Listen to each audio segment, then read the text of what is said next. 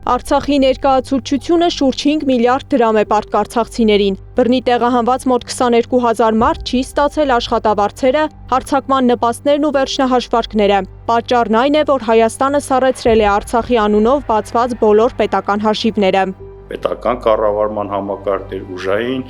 կրթություն, մշակույթ, բոլոր, այսինքն այն ոլորտները, որ աշխատավարձ են ստանում պետական հիմնարկներից։ Եվ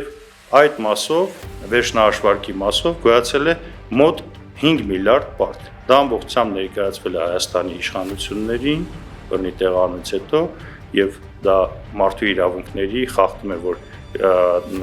անձինք աշխատել են, մարդիկ աշխատել են եւ պետք է այդ վերջնահաշվարկը տրամադրվի։ Մաղավուսի համայնքապետարանի աշխատակից Յանա Դանիելյանը չի ստացել 347,000 դրամ վերջնահաշվարկը, բայց նա միակը չէ։ Իր եւ իրենց հարևան համայնքի պետական այլ աշխատողներ եւս ունեն այս խնդիրը։ Մաղավուզի գյուղ համայնքը եւ ակումբը միասին 1,561,827 դրամ։ Իսկ Վարնկաթաղի համայնքը ակումբի աշխատողների հետ միասին 824,350 դրամ։